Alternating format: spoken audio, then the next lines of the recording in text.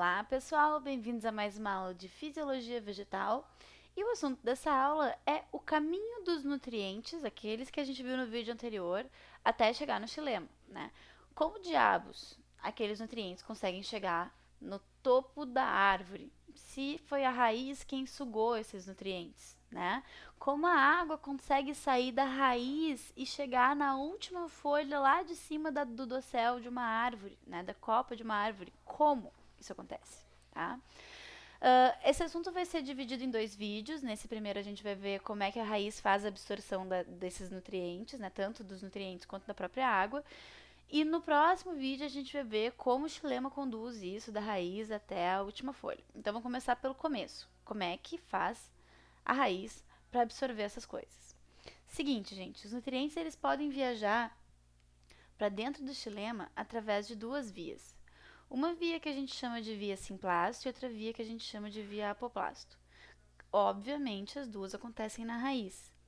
Aqui, pessoal, eu estou mostrando para vocês um corte, uma secção transversal feita em uma raiz, tá? Digamos que eu tenho uma raiz aqui, eu cortei ela aqui e estou te mostrando ela assim, tá? Então, eu cortei um pedacinho dela e estou te mostrando como é que ela é.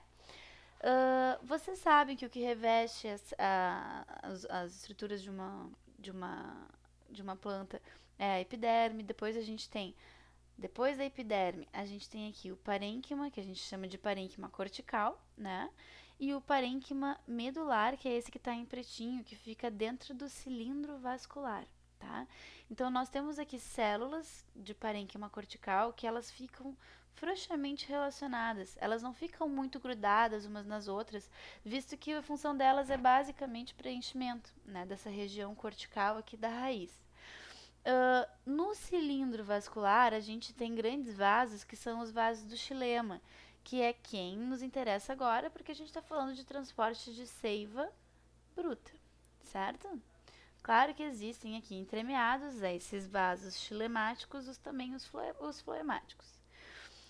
Entre o cilindro vascular e o parênquima cortical, existem uma série de células chamadas de células da endoderme, que são células que apresentam um reforço de suberina, que a gente chama de estrias de Caspary. O que são as estrias de Caspary, pessoal? Como eu falei para vocês, é um reforço feito de suberina que veda o espaço entre uma célula e outra. Não existe espaço intercelular quando a gente está falando de células da endoderme. Essas células que ficam em volta do cilindro vascular, tá? Por que é importante nós termos células da endoderme sem espaço entre elas, né, com espaços vedados?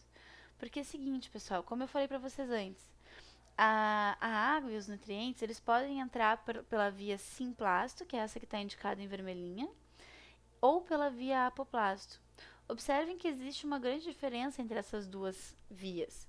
Na via simplasto, a água e os nutrientes, eles passam por dentro das células do parênquima e também por dentro das células da endoderme. Passar no citoplasma das células garante uma certa filtragem, né? Se tiver algum funguinho, uma bactéria, algum bichinho que possa ser patogênico para a planta, possa causar doença nela, esse citoplasma vai reter esse patógeno, né?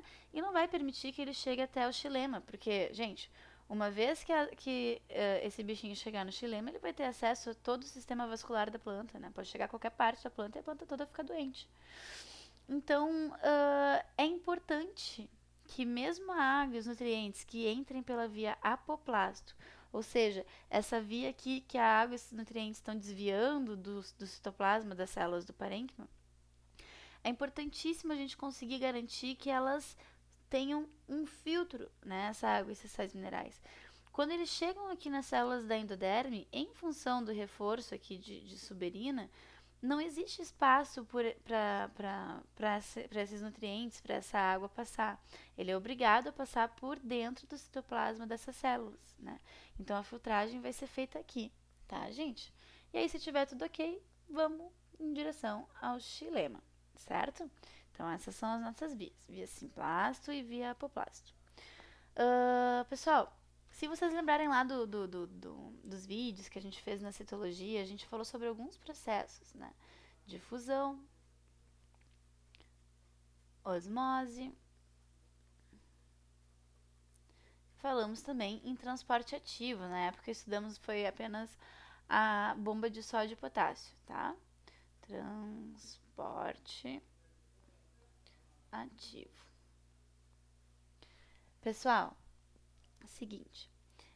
A raiz precisa absorver água, a raiz precisa absorver sais minerais.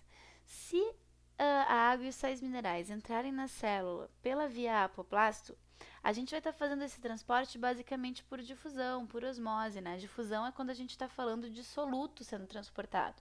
E osmose é quando o solvente está sendo transportado. A via para eles vai ser livre, eles podem passar numa boa.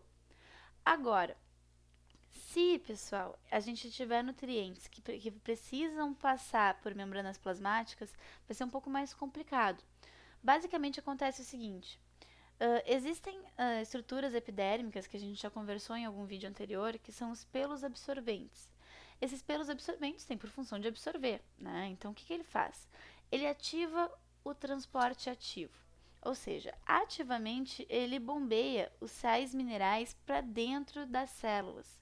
E as células vão ficando super, mega, hiper, master concentradas, né? Porque a planta gasta energia para colocar esses sais minerais para dentro.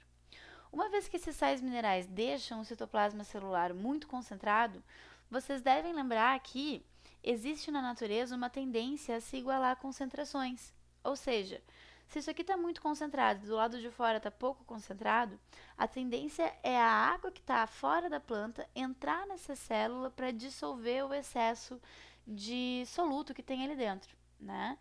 Só que antes que essa dissolução, né, seja possível, a próxima célula já bombeia ativamente esses nutrientes para ela, de forma que ela fique super concentrada. Daí ela fica super concentrada e a água que tinha entrado aqui vai atrás para tentar dissolver esse excesso.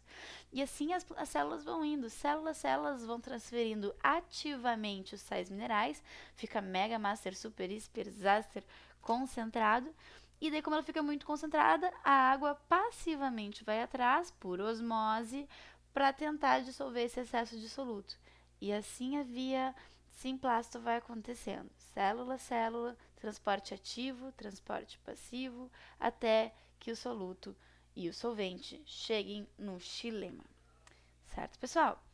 No próximo vídeo nós vamos estudar como é que essa solução faz para sair aqui da raiz, né, a parte de baixo da planta, para chegar lá em cima na última folhinha, que a última folhinha também precisa de água e sais minerais. Certo, gente? Um beijãozão e até o próximo vídeo.